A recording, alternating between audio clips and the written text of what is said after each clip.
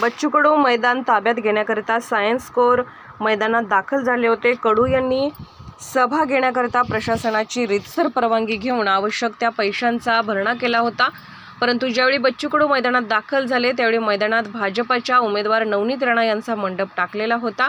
परवानगी असताना राणा यांचा मंडप काढला नाही, उलट पोलिसांनी मैदानात येण्यास बच्चू कडूंना मनाई केली। मैदानाची परवानगी असताना बच्चू कडूंना पोलिसांनी मैदानाच्या बाहेर काढण्याचा प्रयत्न केला। पोलीस सुरक्षेचं कारण सांगतात। भाजपच्या कुठल्याही कार्यकर्त्यांना ही न पटणारी गोष्ट आहे। भाजपा संस्कार आणि शिस्तप्रिय पक्ष आहे।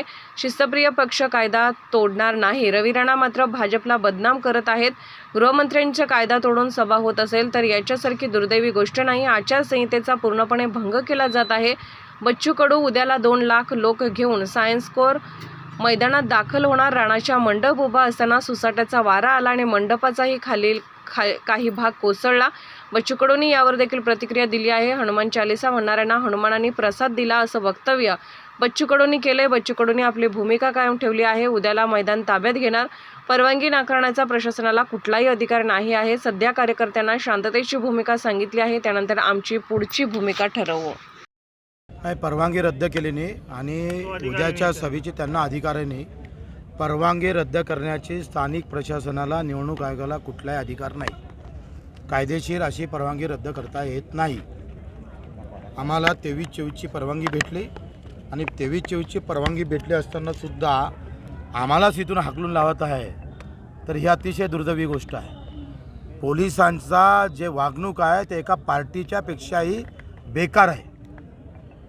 म्हणजे फक्त आता झेंडा हाती घ्यायचा राहिला त्यांनी। दुपट्टा घेऊन इथलं पोलीस प्रशासन फिरलं पाहिजे।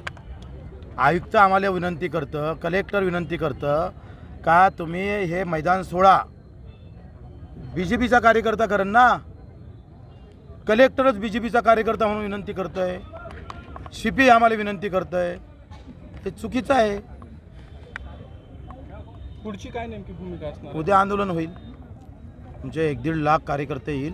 उद्याचं आंदोलन तय आहे। आम्ही कार्यकर्त्यांशी आता जेव्हा बोललो तेव्हा कार्यकर्त्यांचं असं म्हणणं आहे की आज रात्रीपासूनच आम्ही या ठिकाणी जमणार आहोत आणि मैदानाचा ताबा घेणार आहोत। आता पाहू, ते आम्ही बसतो थोड्या वेळ, त्यांची वाट पाहतो काही वेळ। कलेक्टर आता फोन केला तो VC वर आहे म्हणतं, त्याच्यानंतर मग आम्ही ठरवू।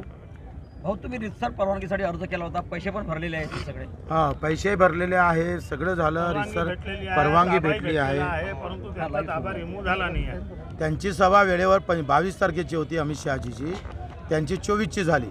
मग आमची परवानगी रद्द करून त्यांना 24, म्हणजे कायदाच नाही राहिला आहे।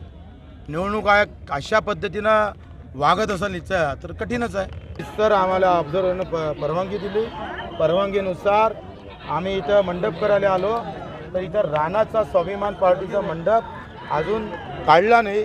आम्हालाच पोलीसवाले येऊ देत नाही। आता हे मैदान आमचं आहे, परवानगी 2 दिवसासाठी तरी, आणि आम्हालाच मैदानातून बाहेर काढत आहे आणि कारण सांगतो सुरक्षेचं। मग अमित शहाजी सारख्या कायदाप्रिय गृहमंत्र्याला हे दिशाभूल करत आहे।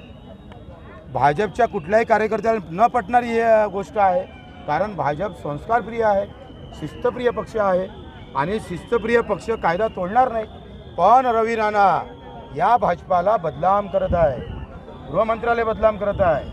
गृहमंत्रीच जर कायदा तोडून सभा घेत असत तर याच्यासारखं दुर्दैव नाही।